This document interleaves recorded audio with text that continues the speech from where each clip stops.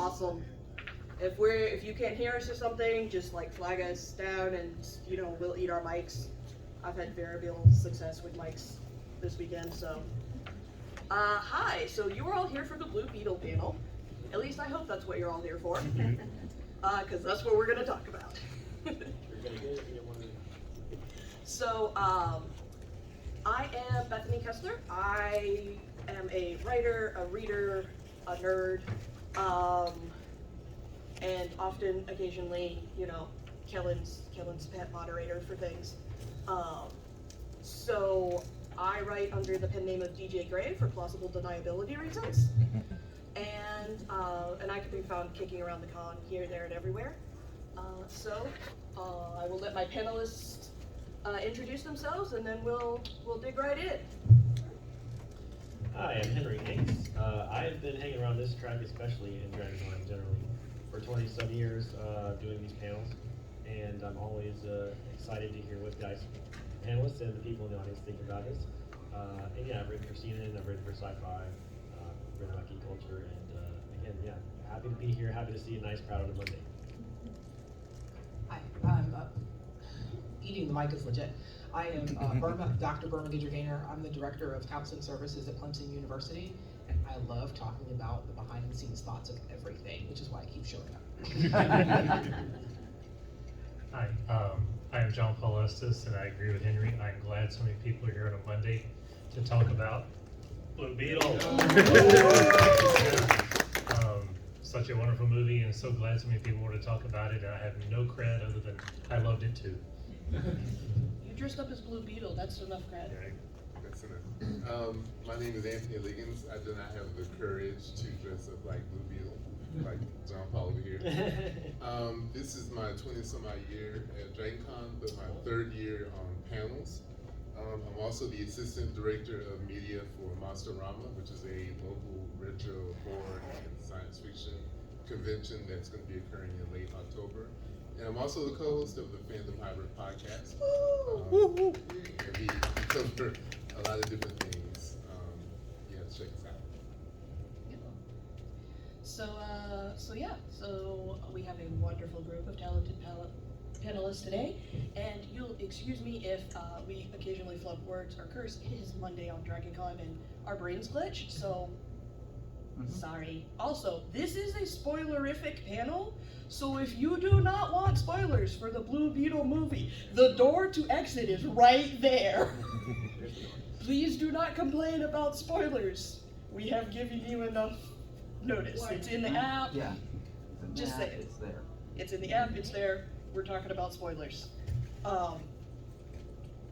So, Blue Beetle.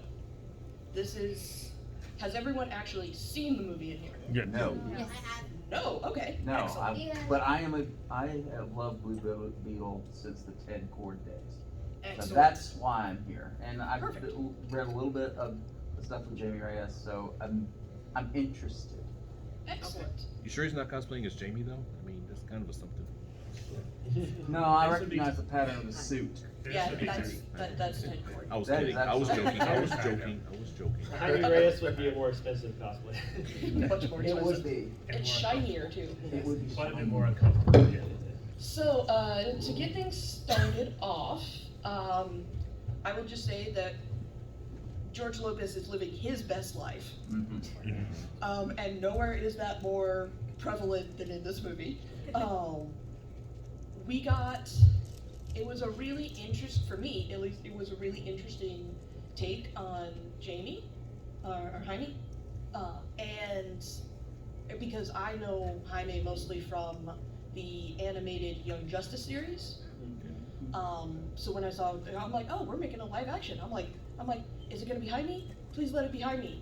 And I was like, yes, this is gonna be great. Not that I don't love Ted Cord, but I want more representation out there for superheroes who are not Whitey Whiterson like me. Because infinite diversity and infinite combinations just makes us better. And so that was really, really exciting. And then I went to go see the movie, and I was like, this was like 8 MCU movies in one DC movie, and it was like 8 times more enjoyable than seeing the other 8 movies was. It was honestly, you got the joy, you got the passion, you got the telenovela bits, which were just amazing. And as a side note, I come at this from the perspective of, I spent all of my wild, fun teenage years growing up between Brazil, Paraguay, and Argentina. So there was a bunch of this movie that kind of spoke to me on a level that it didn't necessarily speak to other people. So first impressions about the movie, you know, what did you guys love? Like, what stuck out to you as a brilliant moment that you just loved? Okay. I didn't love the movie in general. That's what I was gonna say that right now. But I love the performance of Zolo. Can't think of his last name. Do you remember? Zolo, and yeah, I loved his performance. He was terrific. He was very enthusiastic. Like I said, enthusiastic. There's a lot of joy. You felt for the guy. You went. Jaime, you really were identifying with him, and he was just some normal schlub who got given a little scarab that went into his body. We won't say where, and at this time of day, but he was terrific in the movie. There are other things that were not as terrific, but they had a good lead, and when a superhero movie, if you don't have a good lead, you're in trouble. So they did really well with that. I was beyond delighted at the representation of family and how the family unit was not just nuclear, it was expanded. We saw culture. I was worried about it getting a little caricaturish at times. I think they edged towards that a couple of times, but just the sheer culture and the sheer representation of what you saw, and that wasn't for everybody, right? It was for people to learn and to observe, but not necessarily targeted at the main audience, but they did it anyway. And that, as we have more movies that do that, I get more and more excited about these properties. Yeah. And we mentioned on a panel a few days ago about one of the problems I had with a lot of the DC movies. I'm a big DC person, obviously, but they were missing the smiles, they're missing the fun, and this movie is so not missing the fun. You know, there's no attempt to deconstruct, there's no attempt to rebuild and reimagine. It's just, let's write a fun movie of, you know, you can examine the different pieces and parts of the family and become this character from out of the blue and on all of that. You can examine how the characters react, but it's just so much fun for the audience, and I just smiled and laughed through the whole thing, with one scene maybe exception that wasn't really smile with it, but. Zolo Marijuana, that's his full name. Very good, props. Go ahead. Is it okay to get on my soapbox now? Can I start? Yeah, absolutely. Okay, so the thing is, DC movies have been terrible. Like, the DC animated movies is great. So on another panel, I had a big discussion about this. That with like Black Adam and Shazam Wrath of Gods, the studio tends to take those properties and try to do whatever they want with it. And with this property, with Blue Beetle, it seemed as if the studio was like, yeah, let them have that. They're okay over there. We're not concerned about how it does because it's not something we're interested in. But Blue Beetle has always been one of my favorite side characters. I was a huge fan of Blue Beetle and Booster Gold. Team up in the comic books. Yeah. I too was a Ted Cord. Jaime came in, I think, in around 2006 in the comic books. So most of my exposure to Blue Beetle was Booster Gold and Ted Cord. Booster Gold was like one of the wackiest superheroes. Like in the second Blue Beetle, because it's been successful enough that I'm absolutely certain they'll do a sequel to it.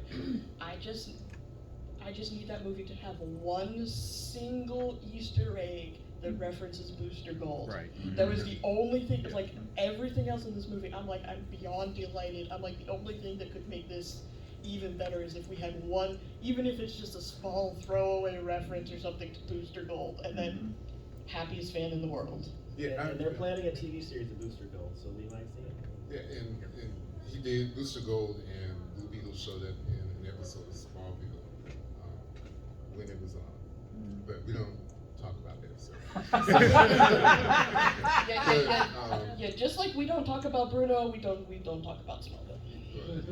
You can, but not right now. So DC, I think, through no fault of their own, just not being interested in a property where it is very diverse and it's a culture that they don't particularly care about in their bigger films. The other thing I think, why this movie appeals to me a lot, as I talk about, Black Panther is my favorite movie of all time. And Marvel got it right with allowing the people behind the scenes who are in the culture, part of the culture, do a movie about the culture. They did it again in Wakanda Forever with Namor. They allowed people in the culture to do the culture. Here, DC finally, even though DC has always had diversity in their movies, they never really approached the cultural aspect of diversity the way Marvel did. And I think that this movie shows you what DC can do when they allow people to have their vision and have their vision go. And I'm just like, I'm not Hispanic, and I have some friends who are, but I don't know a lot about the culture, but I can see the beauty of the culture. Oh, Shang-Chi, because Marvel did the same thing there too, allowing people in the culture to do a movie about the culture. And so this was like amazing to me, and I would tell people, you know, Man of Steel used to be like my favorite DC movie, but like this right here now is by far my favorite. It has a lot of flaws, like I don't really care for the chemistry between Jaime and what was her name? Jenny? Jenny. They had no chemistry at all, Right. No. none whatsoever.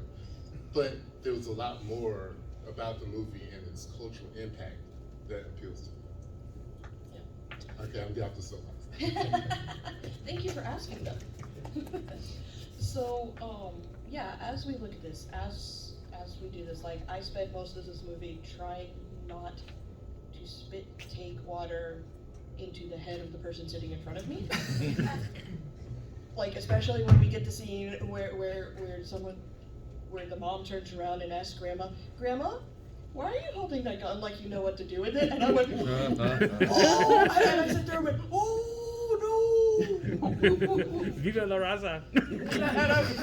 And I sat there and went, okay, A, this is the greatest thing that anyone has ever shown me in film in like the last 5 years. And B, oh my God, they went there. And it's delightful. Especially since it's a movie that it doesn't take itself too seriously, but it takes itself seriously enough to where you get that great. It's just an all-around, it's a good movie, it's an entertaining movie. You get enough Easter eggs and stuff to satisfy the long-term fans, and then you also get enough, you know, exposition, and you get enough exposure to it to where someone who's never heard of Blue Beetle before can just pick it up and go with it. And yeah, and then also the scene where they, you know, where they sort of like look at the scarab, and he's like, she told me not to open it, and literally was like, oh, bit. And I'm like, oh yeah, I've been at parties like that. I'm like, my Open mysterious object. yeah, exactly. They're like, touch it. I dare you to touch it. If it's like, oh, do not press this button. Oh, It's Schrodinger's cat. You don't know if the cat's alive or dead until you open the box. exactly. So yeah, that was part of the fun of it. That was part of the joy. Though, before we get into some more of like the really fun aspects, what did you guys think of Susan Sarandon as the bad guy? I'm curious because, you know, there's been a lot of like kind of back and forth on, was this good or was this just kind of weird? And is that just because it's Susan Sarandon, or? If she had a mustache, she'd be twirling it. It was just a little, and she's not a bad actress. I'm not dissing her abilities or the writing, her ability, whatever it was. It was just a little too like, I am evil, that is it, I want everything for myself, everyone else can die. It was like, there was no subtlety. She was evil personified, and yeah, one of my issues was, yeah, not a good villain. You kind of felt like you should have had some sympathy for her because of who she is, but it's like you were like, nah, I feel no sympathy for her at all. Well, I think it was kind of like an Easter egg because anybody that knows Susan Sarandon and most of the characters she plays, and then seeing her as Yeah, she played the opposite of what she it, stands it for. was, and that's what made it hysterical. yeah, that is what made it hysterical. That is why, you know, a lot of people have had like conflicting feelings. They're like, okay, villain, but Susan Sarandon, Uh-huh. but villain. That was Easter It egg. didn't feel natural to me. Yeah. Yeah. We've had, you know, actors who are very political and they go and they'll play the opposite of what they are. You know, and some do a good job and some don't, I guess. See, I felt a little different about her performance. Like, I kind of agree with you in the beginning, like when she's introduced, but I think towards the end, at the end of the movie, I think I started seeing a little bit of what she was going to bring to the character. Like if we had her for maybe, let's say she didn't die and she survived to the next movie, I think she would have done a lot more with the character. But in the end, when she started talking about what was taken from her and how she was treated, I started seeing a little bit of what Susan Sarandon could have brought to that part. But I think most of it, the director wasn't trying to focus on her, so it was okay for her to be sort of like this one note, one beat character. But then at the very end, between her and Conrad, you start seeing a little bit of what she could have brought, especially when she was talking to Jenny about. I found it a little frustrating, and I feel like sometimes in movies you get to pick one theme that's the focus. So this was racism and classism was the big focus in this movie, and just the whole misogyny piece didn't show up, right? And that was her whole driver, was the incredible misogyny that she had experienced from her family. And you don't hear it until the end. Right, and so she's this caricature again. I'm just gonna use the word caricature 95 times new. She's this sort of larger than life white female villain, but why? And we don't know till the very end exactly why. And then so we could have backed the whole thing up and really woven that in because it also was still important with the racism. Misogyny was showing up there too. You know, but we didn't get all those parts. It's like you have one bad thing. Like, oh, we're 90% in the movie. I guess we should put the motivation in at some point here. I'll say when I came out, the only thing my very initial, that very first thought was they wasted Susan Sarandon because she's a better actress than this. That was my first gut reaction. She didn't do anything bad. It just seemed like she was wasted. But then as it started reflecting on it, especially getting ready for this, it hit me because the focus was somewhere else. The focus was not on her story. The focus was on the rest. She was a perfect comic book villain. She was almost like that Adam West Batman era villain. There's no question. Twirling the mustache, ha ha ha ha ha. I'm here to stop you. In some ways, in some scenes, she'd be an evil Tony Stark. I mean, you know, running the factory and all that. And she pulled it all fine. I think the reason I felt the other way was because it was Susan Sarandon. I think if it had been generic, you know, actress B over there, no name that I'd never heard of, I wouldn't have thought about it like that. But it was Susan Sarandon, and Yeah, I didn't have a whole lot of sympathy for her character, like at all, even when she started talking about the misogyny and stuff, and I'm like, yeah, that's great, but a lot of people also suffer like the same thing you've gone through, and don't become super villains. Don't kill people. And they don't do the things, like the one I felt most sorry for was the hench dude whose name escapes me. Yeah. Carapax? Conrad. Huh? Carmen. Conrad. Yeah, and when we got his backstory, and I sat there and went, oh, At the very, very end. man. If there was Yeah. anything I was disappointed in this movie, it was that we didn't have that the whole movie. Yeah. Because that was really important, and it went with the racism story. Like, Right. this is a huge piece of the racism story that ties into the Blue Beetle legacy, and we didn't get it. Yeah, and then just again, and I'm a historian in my model life, and having lived in that area and having known some of that history, I went, oh, and I was just like, oh man, I was like, that makes perfect sense. Also, kudos to you for going there, because not a lot of filmmakers would have been brave enough to include that the way they did it. Well, yeah, like you said, I feel a little cheated we didn't get that the whole movie. But Either backstory would have been great to open the movie. yeah, Especially his. It's like you open the movie with his story, and then go straight to go to Blue Beetle, the caption, then go into the Yeah. movie. That would have been a better movie, yeah. yeah, but Or then even again, starting with her backstory. Either like way, the yeah. whole yeah, either why starting, is she the way she is. yeah, and to see either that. starting with Victoria or starting with Yeah. Conrad or Caradox. Yeah, it might have made for a tighter story, but given that this is the Blue Beetle movie, and it's primarily centered around Jaime, that's a lot, and I think they kind of felt like they had to sacrifice certain things in order to keep the movie either within budget or within like a specific time limit. So I'm really hoping there's a bunch of deleted scenes on this DVD when it comes out. I bet. I would guess, I would guess it had a lot to do with the tone, because they were really trying to go for sort of a light comedy. Yeah. That would have brought it down. Yeah, that would have been too much of a stark contrast. Yeah. To start with that and have it woven through, then, the comedy it now becomes sort of like, I don't know, it would change the tone. Yeah.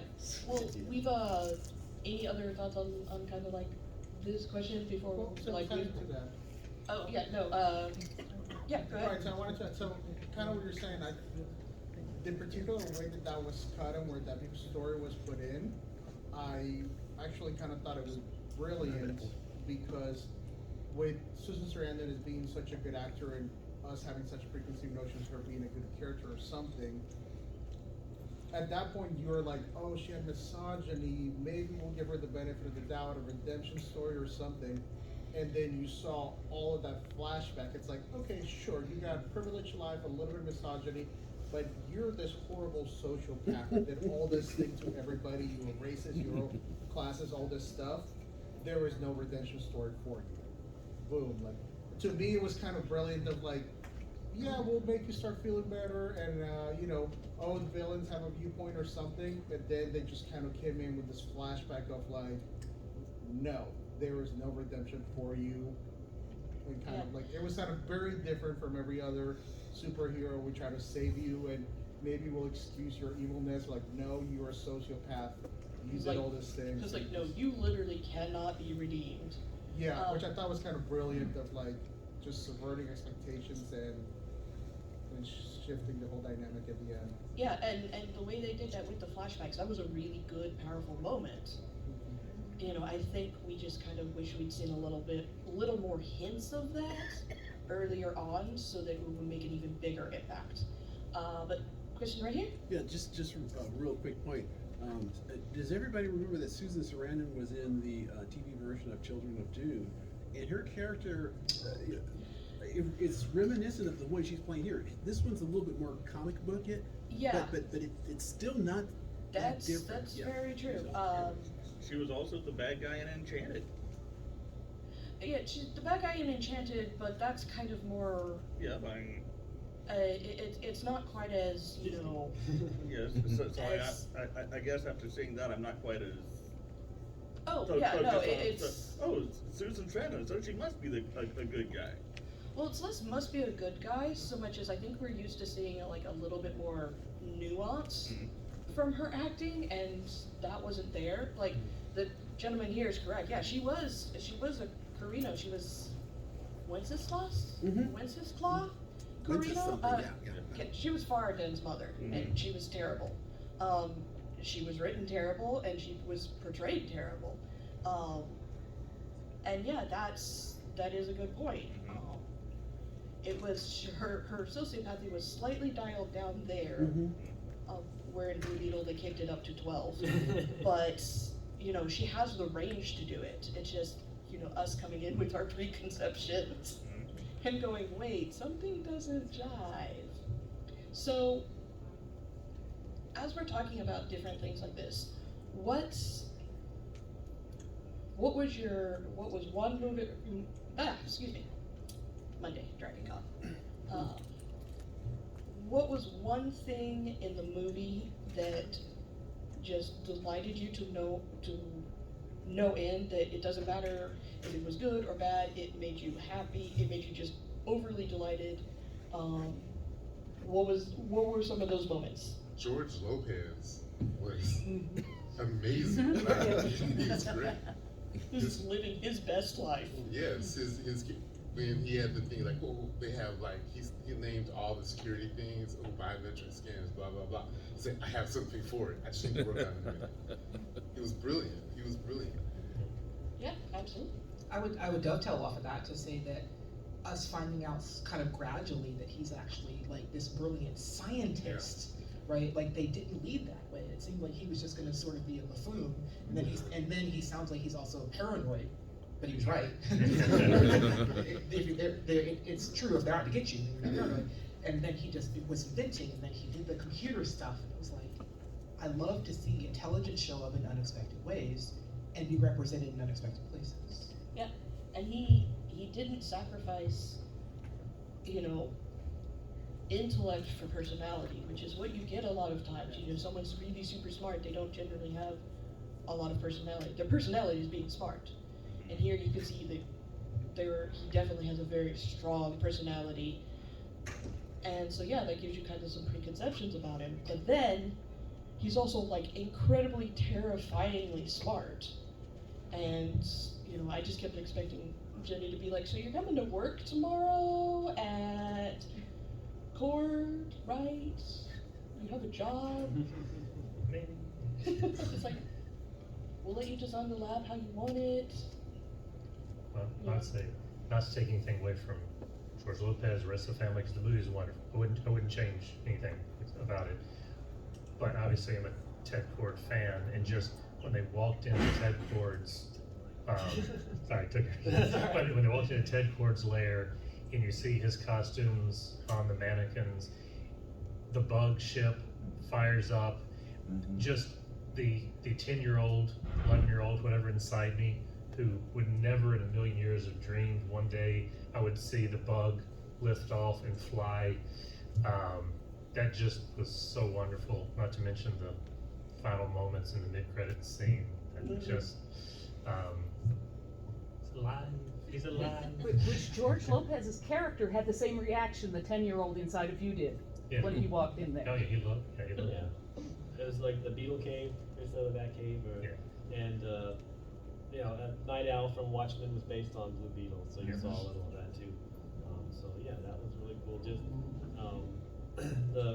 there's a painting of Ted Cord with his family, and it's clearly Jason Sudeikis, by the way. They were not subtle about the fact they want Jason Sudeikis to play Ted Cord. I don't think that was his voice in the end, but anyway, that made it exciting and hopeful for a possible sequel as well. So that was fun. Your favorite moment? Oh, it would have been the ones involving George Lopez. Well, actually, let me take a step back. So when Jaime and George Lopez's character are talking, and he's talking about how he felt like such a failure. Yes. And Jaime is saying, hey, no, think about the lack of opportunity you've had, what you've done despite that lack of opportunity, in this sort of parallel process of them both trying to lift each other up, and just the strength there. I thought that was one of my very favorites. Yeah, mine would be any scene with Nana in the back half of the movie, because I sat there and went, no, I know people like this. Like, I've sat there and been like, yes, tell me more. They're like, so we really shouldn't tell you some of these things, but if you should happen to find yourself in a situation, here are some things that could help get you out. And I'm just sitting here going, I know nothing, I will say nothing. I'm just like, hi, yes, I want to hear all your stories. I don't care. I don't care if, we can never ever tell anyone that these are, not from a friend of a friend of a friend. But yeah, especially with Nana and the gun in the catacombs, against the Omax or whatever. It's just like, and like all of her relatives, they're staring, going, what? What? How many times do we get a Deus Ex Machina who is Abuela? And it's like, and that mom knows about this. Like mom is just like, yeah, okay, yeah, we've got to do this, so yeah. but they clearly have not told, Milagre, The kids. they have not told the kids this part yet, so you're just like, she's like, yeah, this is just gonna be a thing. It was such a comic book moment, or moments come to life, but done with enough heart that it didn't come across cheesy. It came Yeah. across wonderful. Yeah, and it's one of those that if you've been around these kinds of families, you know absolutely for certain, you can piss off anybody in the family, except for Abuela. Mm-hmm. If you make Abuela mad, your grandchildren will know. Mm-hmm. We were talking about some cheesy moments. Like my favorite, really cheesy moment was activate stealth mode. I thought that was brilliant. Yes. So we have a question here and then here. Actually, it wasn't a question. We were asking about favorite moments in the movie, and the one, it's a moment of the movie that nobody really pays attention to, but when they're telling him that his family's going to be his downfall, he says, "No, my family's love is what keeps me going." Yeah. Yeah. Well, when it goes to my biological mother, nah. My grandmother, yeah. Yeah, exactly. At that moment, if you couldn't hear her in the back, she's talking about, the understated moment of, no, my family's not going to be my downfall. My family's love is what's keeping me through all of this. And that's a really powerful thing because, we have all these superheroes that are just like, I'm an orphan and I'm alone and that is my superpower. Yeah, we're looking at you, Batman.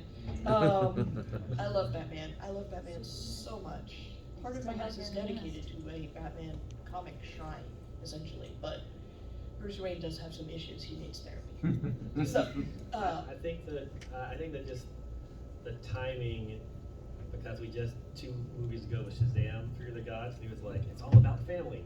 And now DC's back to the family thing again. So it was, there was a little bit of derivativeness. That was a little of my issues with some of it. But the family characters were terrific and very well done. It's like we just done a family movie. So that was, anyway. So, yeah. Yeah, I was gonna say, one of my favorite moments was at the very beginning when he's getting off the plane and they go to lunch and they give him all the bad news that he has not heard in the last 4 years because I was like, good. oh, coming from a black family, oh, I can totally relate to that. And that was the other thing, even though this is a Hispanic Latino family, there are a lot of similarities between that culture and black culture. Mhm. So a lot of the things that they did that were culturally specific, I got a kick out of because I'm familiar, we have similar experiences. The other thing is that for a movie that really was supposed to be about fun, I did not expect to cry as much as I did, but the scenes with Jaime and his father especially tore through me, but they were so beautiful because we don't get a lot of those types of moments where sons and fathers are being vulnerable with each other and are being like that open. I just thought those scenes were so beautifully done. Yeah, See, you had to go there, right? I did. Because Do you not know me? I had to because go the there. scene between him and his father at the end, those of you who know me, I always talk about my father. Like I lost him a long time ago, and I didn't get a chance to say anything to him when he was gone. And that moment in the movie, I don't. There are 2 movies. I'm not going to go into it now. We're going to have a panel on this at Conjuration if you want to come to that. Yeah. But yeah, it was one of those moments where I was like, I don't know if I can make it to the end. Yeah, there was, in the words of my nephew, liberally quoting from VeggieTales, I laughed, I cried, it moved me, Bob. And that was this movie to a T. I had fun with it. There were parts of it where I was just like, oh, I'm just gonna start sobbing into the Raisinets I have now. Okay, that's okay, sure. And then laughing through kind of the tears. But yeah, there were some really powerful character moments in this movie. Yeah, I was really shocked that the father or his father passed away. I was really shocked, and it's not like you haven't seen parents killed in a superhero movie, but for whatever reason, I didn't think they were going to go there. So that was, big wake up call, I guess, from a lot of the happy-go-lucky part of this movie. Yeah, and then I think the other part that we haven't touched on yet is the fact that Jaime didn't have to rescue himself. Like, literally, his family was like, we can grieve later. Right now, we need to go rescue Jaime. And so, because you don't see that in superhero movies. It's always like, no, I've got to muscle through and I'm going to get out of this by myself. No. Sometimes having help is okay. And that was the problem with Fury of the Gods. Yep. They did the complete opposite, where he had to save his family again, as opposed to the family saving him. Yeah. I'm sorry, spoiler if you haven't seen it. And Skittles were involved.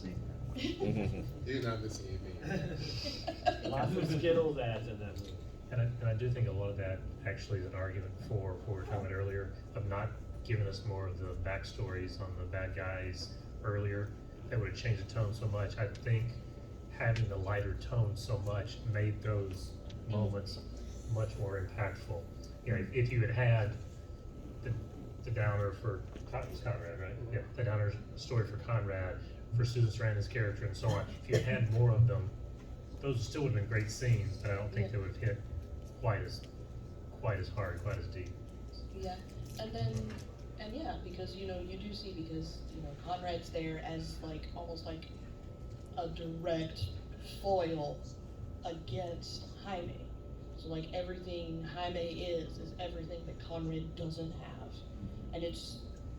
and they presented it that way, and it was really, really effective on the screen. So yeah, what are your thoughts on just like some of the characterizations of like Jaime or the family or Conrad or any of the secondary or tertiary characters? Yeah, I felt like they could have made the point of family is what makes me strong versus saying family, your weakness is your family, without saying it in so many words. It just seemed like we're just gonna point at and make a big bright light at the point of the story, and it was just like, okay, you could have not just been like, your family is your weakness. Twirl my mustache. I was like, okay, like there could have been a little subtle with some of that. But the idea, the point of it, the family being there for him, that was very powerful. I thought they could have handled it differently, but I did enjoy the point. I think, aside from even the family piece, the community piece I thought was really important. Yes. That the community is quickly being gentrified, not slowly. It was very quickly being gentrified, but then you still see the strength of the community. You see that they are all connected, and it's the other piece was very diverse community. As far as you're not seeing a lot of colorism, which I thought was interesting and notable in that community. But just the strength of it, and thinking about communities that are not, high SES or lower SES communities, but have that connection, and the food's all here. Food was really good looking. I'm so hungry right now. But the food's all here, the connections are all here, and we come out for each other, and that is drastically missing on the other side of the river. What was the name? Or the bay, I'm sorry. Do you remember the name of the city in this movie? Something Keys, but I can't. Keys City. Yeah, that was another. It's one of those Gotham City made up city names. But I was very interesting, different look at a DC city. You got your Gotham, which is dark, and your Metropolis, which is light. And it was nice to see a little different of a take on a city. East Coast or West Coast city? Florida Keys. I'm thinking it was their version of Miami or something like that. Yeah. They said they took inspiration from, because originally it's supposed to be in El Paso, so they actually lived on El Paso Street. There's a little Easter egg there for anyone to do that. But they took inspiration from Texas and Miami and the Keys to create and do exactly that, a metropolis, a Gotham, a central city. They wanted to have their own imaginary one that could be inspired by different cultures to create something that fit their story. Yeah. I like adding another bit of texture to the DC world, where it's not like 4 cities in the whole world. And then Jaime coming back and being in the backyard with his dad, wearing the bright yellow Gotham Law sweatshirt, and of course my sainted roommate who went to this movie with me had to put up with me going, Gotham Law, just because I am that nerd. So that was another little fun little bit of I'm like, yay, little continuity bits and all this different thing. So that one was just like, just me sitting here going, yes, there's more of a DC world outside of this small little area, which we don't get often in Batman or Superman movies because they're so deeply set in Gotham, which their is city. across the street from Metropolis. Yeah.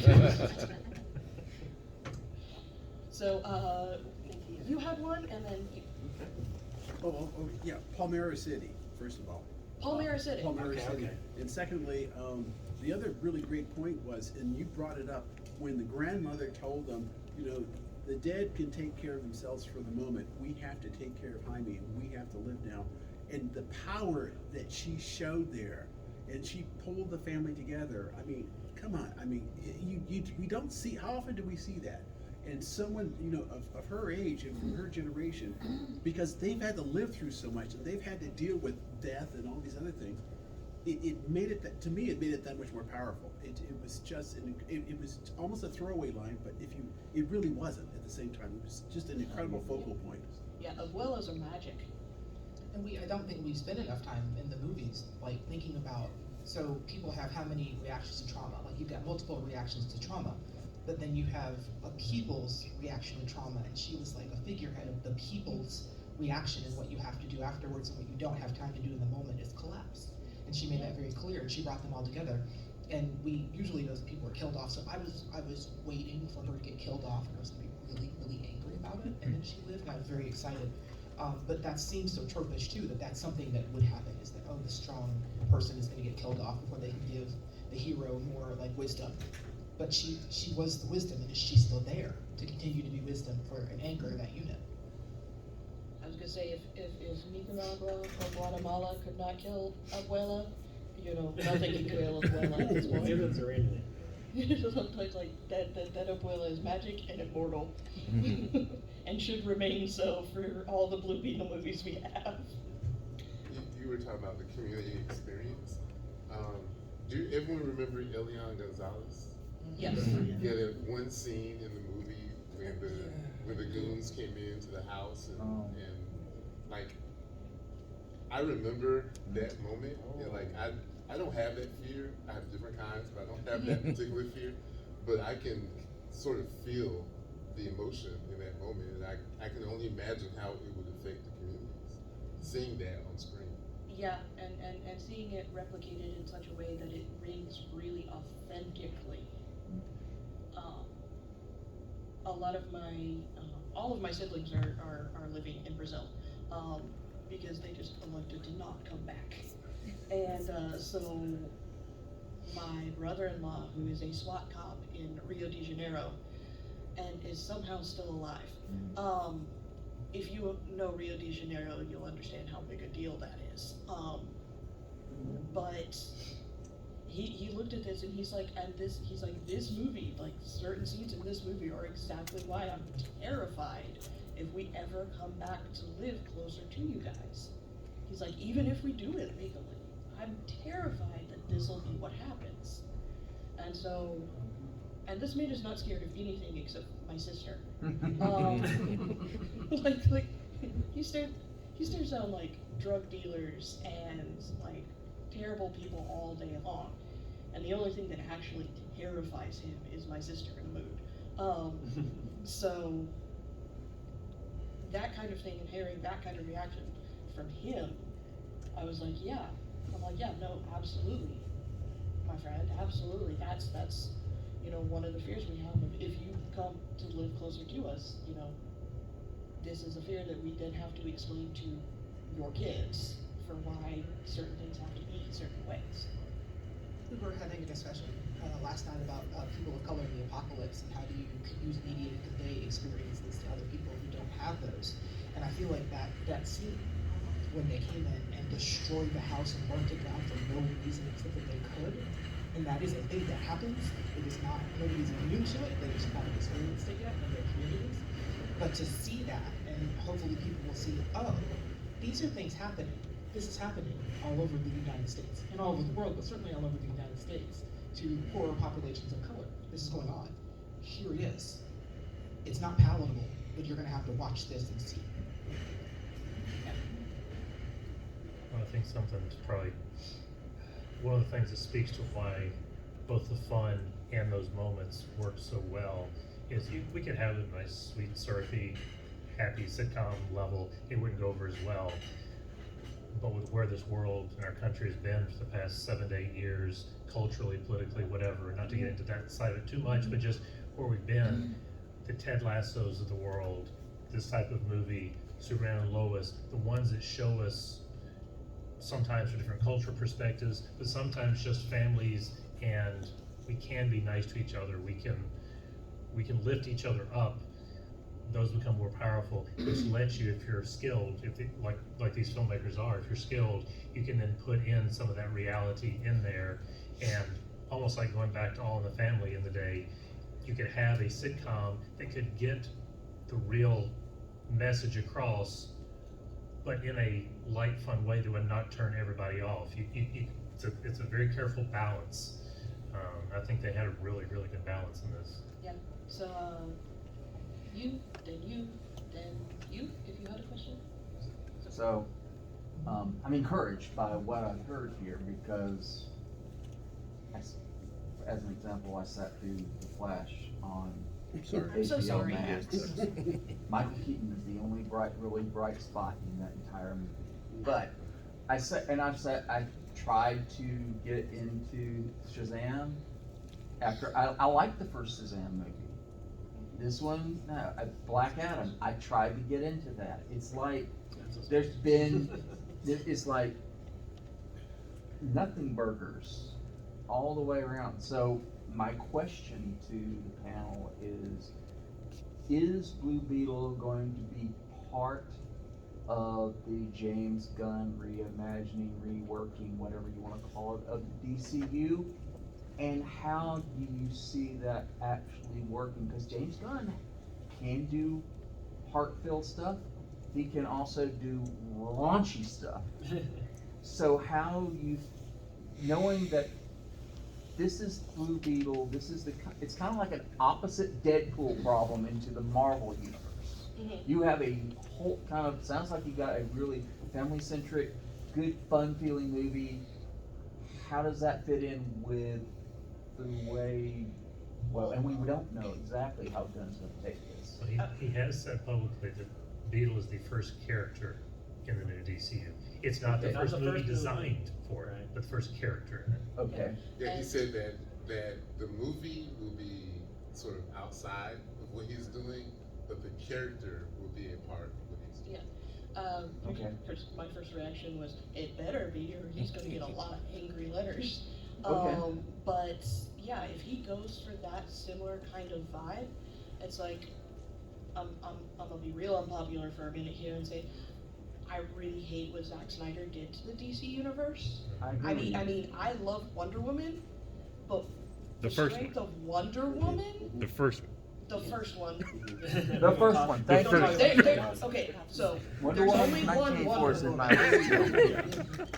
We don't mention the ethical violation that is the second one. Okay. There's one Wonder Woman, and it was done by Patty Jenkins, and she didn't make anything else, I think. Yeah, and her commitment to making that movie what it was is what made it powerful.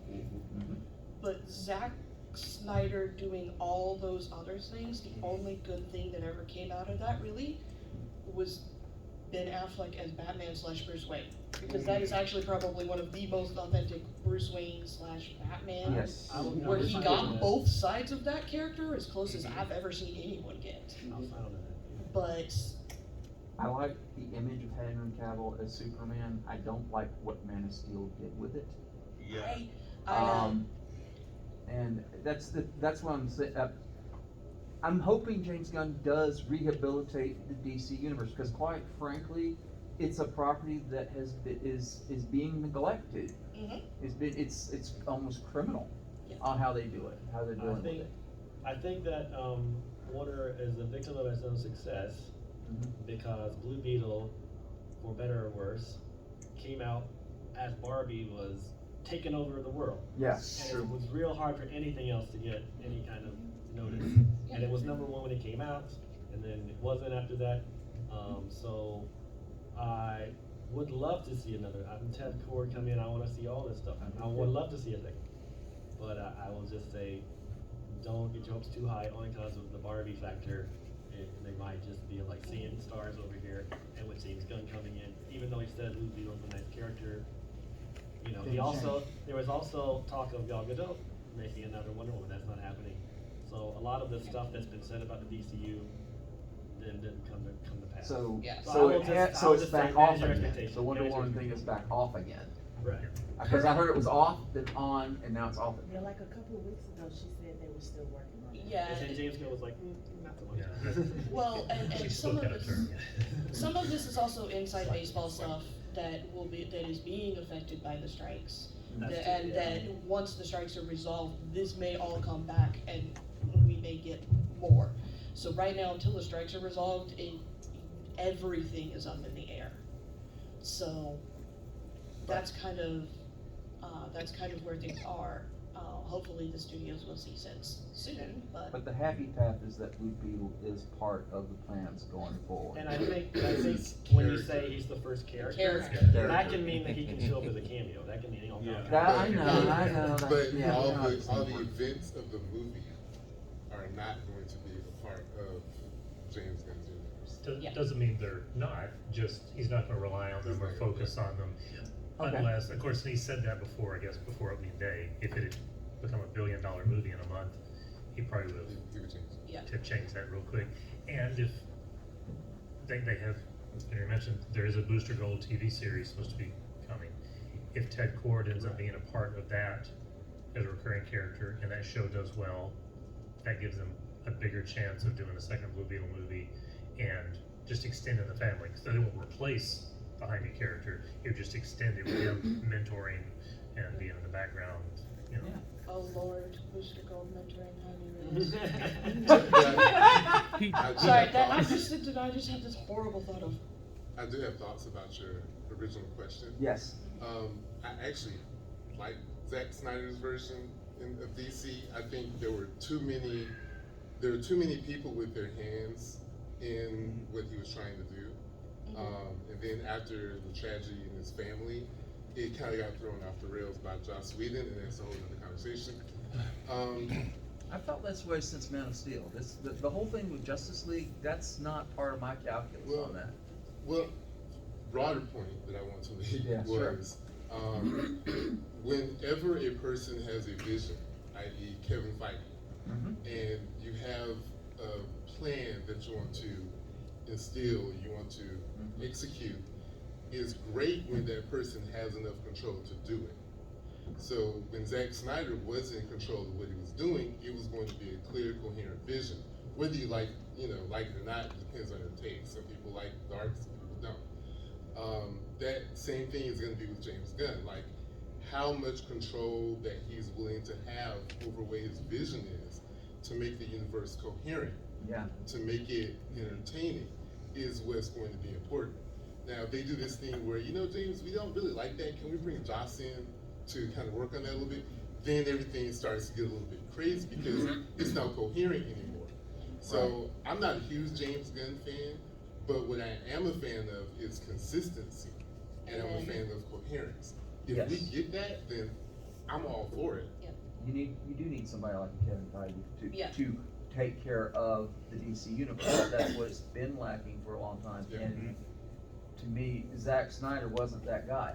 Zack Snyder was perfect for doing Watchmen. Absolutely, his artistic style is perfect for that movie. It's perfect for 300, but not the main DC universe. So we are almost coming up on time, guys. So we are going to do your question first because you haven't really had a chance to talk yet. Did you have a question or a comment, hon? Or were you just stretching? Okay, cool. So you, then you, then you, and those are the last questions, and then I will let the panelists tell you where you can find them after stuff. All right, go. Oh, me? Yeah. Okay. I didn't want to let this go without giving a shout out to the AI, Kajita. I thought her sarcasm Kajita, yes. She was hilarious. Like, she was like, "Do you want me to take care of this, or do you want?" Right. I thought that was awesome. I'm a sucker for sarcastic computer voices. So Yeah, sassy AIs like that are the way to go. I also like the fact that the family piece affected that AI as well. right, yeah, And as the AI watched the family, the AI changed. Yeah, that's exactly. pretty awesome. Piggybacking off of what you were saying about, you know, how this movie showed people in other communities what these communities go through. Because a lot of times you hear stuff on the news and people are like, well, that doesn't really happen, and then you get to see in this film. The other thing that resonated with me was the microaggressions, specifically when Jaime went to court and the receptionist kept mispronouncing his name as Jamie. I am half Asian, I have a Japanese name, and I get this all the time. And there are some times when, especially if it's a limited interaction, I just let it go because I just don't want to get into it. But the fact that he stood firm, like, no, my name is Jaime. Okay, Jamie, no, it's Jaime. The fact that, you know, you get to see that, like, that happens every single day. My name is in an email and I'll get somebody responding to me and spelling my name wrong. And it's just, I like that they put that in there because other people need to see, yes, this is the minor bullshit that we have to deal with. So this is minor and it's that irritating. Think about what the big stuff is like. I've never heard his name pronounced until today. Oh, Yeah. So Exactly. I took it as I read it, Yep. and I forgot about the Spanish J thing, Mm-hmm. and that's so. But I like but being educated. yours at the beginning of this panel was a genuine mistake because, like you said, you had never heard it. Right. But like he literally in the movie walked up and said, "Hi, my name is Jaime Reyes." Oh yeah. Told Jamie that I didn't even tell you that's how to pronounce my name. So why would you assume that that was okay? Exactly. Yeah, I Yeah. loved it and hated it at the same time. Yeah, it's real. Yeah, the microaggressions, yeah, that was points for authenticity and accuracy, but also Do better. But also do better, world. Just do better. Do better. All right. Final question. Okay, is you. just real quick, we were talking about the assault on the home. Does everybody remember when they blew up a block in Philadelphia? Yeah, the move, Yeah. move, I mean, yeah. It's so this is nothing new, you know, and it's been going on for I don't know how many years, and apparently it's going to keep going on because we tend to forget things, you know, Yeah. and we tend to think that it doesn't affect us. But you know, if you can blow up a block in the United States, anything can happen. And if you think otherwise, you're really, really, really not I thinking. mean, before the HBO Watchmen series, I didn't know anything about Tulsa. I was actually gonna say that, Oh, yeah. it's not that we forget things, it's that we're not We're taught not things. taught this. And then you have idiots that As want good change as good a director Zack Yes. Snyder is, he was not perfect for Watchmen, only because the TV show showed us that Lindelof was really Yes. the perfect one for doing it. Oh yes. And it doesn't get Snyder as creator, but But yeah, no. he taught us and entertained us at the same time. So Mhm. you're right. A lot of people do forget, and sometimes it's intentionally making sure that people forget. Yeah. And I think that's the biggest problem is we don't get taught. There's a luxury and a privilege in not knowing. Yeah, Yeah. there Yeah. is a luxury and a I privilege. mean, in even in ignorance. Miss Marvel with Partition, I had never heard of that. Yeah, I never Ever. did. Until I watched that show. I heard about it on Doctor Who, one episode of Doctor Who. That's Well- the first time I'd ever heard of that one. And see, and this just shows you the enduring power of media. Yeah. And that's why we need movies like this so that we can shove it into people's faces in an inescapable way that they can't ignore. Because yeah, as a historian who was fortunate enough to go to a very liberal college, yeah, we were taught about the Tulsa race riots. But that was the first moment when a lot of people had heard about those. And because the teacher even started that whole lecture series with the, okay, who knows what I mean when I say this? Raise your hand. And then who has no idea what I'm talking about? And you always get more hands raised for the, yeah, I didn't know that happened.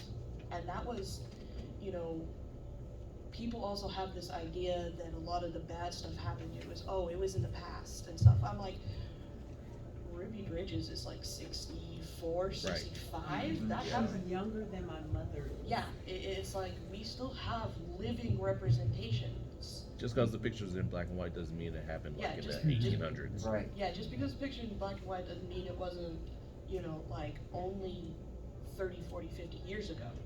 So, and that's part of the other thing, is it's in the media, because yeah, you learn something, you're like, holy crap, I never knew that, and so you talk about it and more people get informed, if only by osmosis. That's why I like Lovecraft Country.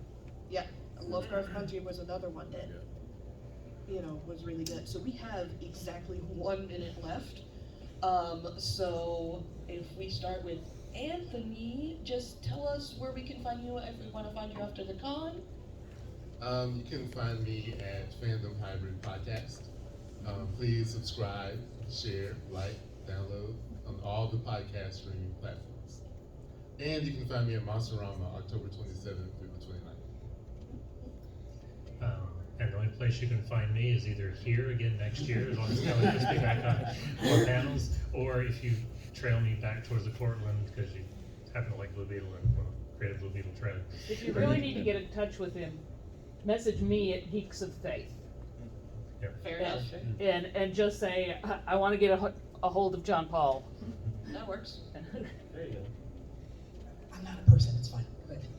Oh, okay. At Hanks TV on all the social media. You can find me at deejgray.com. That's my main alter ego's website. It's got all my social media linked on it. You can also find me by my wallet name, Bethany Kessler, on Facebook. And if you message me and say, hey, we met at DragonCon, I will automatically believe you. So, because you know, as an attending professional, we do so many panels. At some point, I'm like, yeah, okay, this is absolutely possible that, you know, we met, and my brain is just like, so many people. But I also am a co-host of the Superman and Lois podcast, the Superman and Lois tapes, part of the Fortress of Baileytude.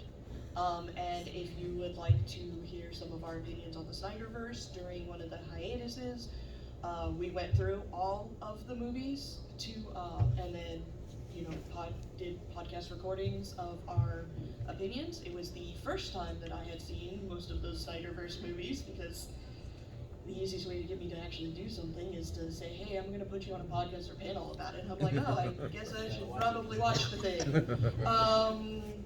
So that's where you can find me, just fortressofbaileytude.com. And yeah. So yeah, thanks for being an amazing audience, and much kudos to everyone coming out on DragonCon Monday, because I know how hard it is to get out of bed. Yeah. Please rate us in the app. Yes. I will. Please rate us in the app. 5 stars if you love us and want to see more stuff like this. 5 sarcastic stars if you hated us. Yes. DragonCon appreciates irony. And also, we have our charity bucket in the back. Please give us your money. Give us your loose change. We want to make DragonCon pony up for every bit of the 125 they promised to match.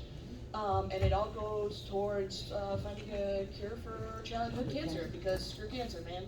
It looks like there are still a few of the coloring books too. So the DragonCon coloring books go to the same cure. They're, I believe, $10, I believe is what it is. So. Yep. The vendor's all about the clothes. What else you got? Yeah. So yeah, thanks so much, everyone. Thank you.